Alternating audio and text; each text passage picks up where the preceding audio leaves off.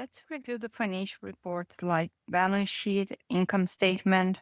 So we can search for financial reports. If I select the option under report and analysis, it will open up a screen where I can select the fields to generate the report. Or under pages and tasks, I can select the financial report list that will open up all the available reports that exist in the system. Anything that starts with an M in front of it are out-of-the-box reports, and they pull information from the accounts categories page. Here we have the name, so that's defined the report type. If it's a balance sheet, income statement, then you can add a description. It will be the default name used when you print the report. You have your row definition. It's where you're going to define the rows to be used in your reports. And the column definition is where you're going to define the columns to be used in your report. The analysis view is used when you want to access many combinations of any of your dimensions, but you're limited to only 4 dimensions at a time. As you can see, we have these account schedules or financial reports already set up, so we can take a look at one of them right now. Let's take a look at the income statement. And then I can select Edit Financial Report. If I scroll up, I can see the name, the description, the row, and the column definition that is assigned to this report. And you can also view by date, by year, by month. We have the date filter right here. You could filter by dimensions. And if I scroll down, you can see that we have an example of how the report will look like. We have our rows, we have our column, the description, and in this case, the net change. If I want to create a new report from scratch, as an example, like an office expense report, I can go back to the financial reports list and hit new. And let's say that this one is going to be office expense. It's just like a code. And here I'm going to put the full description. I can then assign a row definition to my report, and I'm going to create a new one. So I'm going to hit new and call it expense. And now I'm going to edit my row definition. You'll notice that everything is blank because we are going to start populating the rows that you want to see in our report. I could manually select the GL accounts I want to include in this report, or if I click on Insert, I can select Insert GL account. So I'm going to scroll down to my expense section, and I want to bring all these GL accounts into my report. So I select the first one and up to total expense. So I press Shift and select all of them, and now I can just hit OK. So I have my row number. By default, it's going to be using the GL account number. Then I have the description. It's going to use the same information from the chart of accounts. These fields can be added. Then you have your totaling type. These would be posting accounts or formula.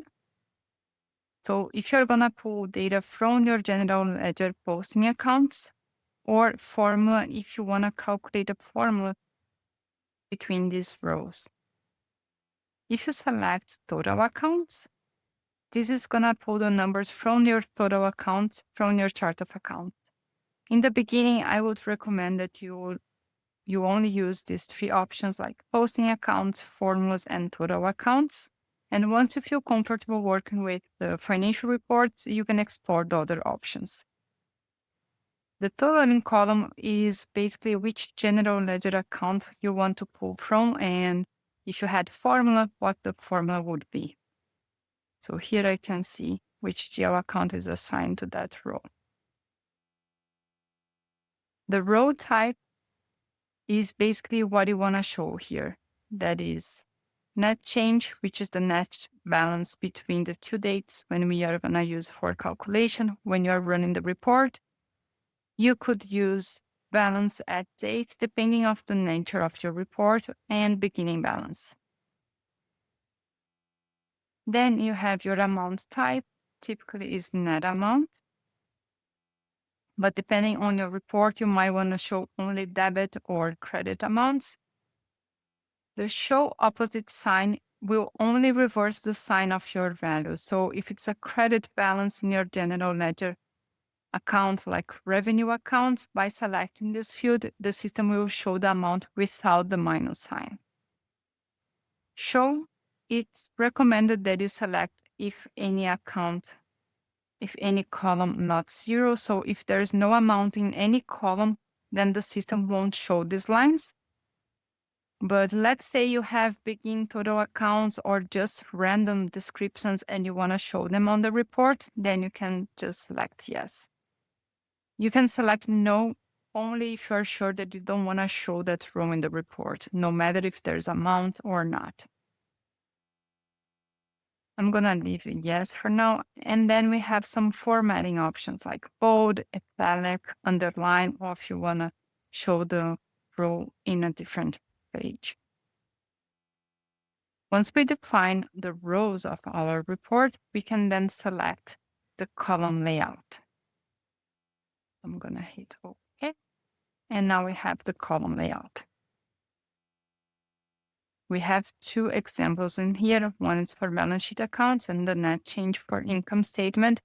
If you want to review the column layout before you assign it to a report, you can just select this one, and then you can go to show details and then edit column definition. So you have your column number. This field is optional, but is highly recommended depending on the report structure. You can use this number if you're going to create formulas or if you have multiple columns. Then you can edit the column header. This is where you're going to define what you are showing in each column. You have your column type, net change, balance at date, formula, and you also have year to date. I would say limit yourself to these 4 options when you're just getting started. Same principles as the row type. General ledger entries, choose entries for the actual entries that you have in your general ledger entries table. The amount type typically is net amount. And then you have a formula field. If you select formula as the column type, then you could populate the formula in here. Let's say you have 2 columns, and then on the 3rd column, you just want to create a sum of those 2 columns. Then you would say formula, and here would be 1 plus 2. Of course, you have to assign the column number as well. So this would be column number 1, column number 2, and then on the 3rd line, you would add the formula. Okay. I'm going to just leave my report with this column definition. And now that we reviewed the elements of the financial reports, we can print and see how the report will look like.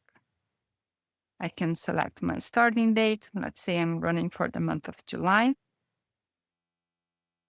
If I scroll down and click on show more, you have some options available if you want to show the row number, if you want to add alternating shading. If you want to skip the lines we have zero balance, you can just select this field. The ones that are empty, if you want to show as blank or with a 0 with a dash, and you can also filter by dimensions. So I'm going to head and preview close. So let's preview this report. So here we have our office expense report. It's showing the period that I'm running this report. This is my company name. And here are the amounts that I have sitting on my geo accounts that I select from the row setup.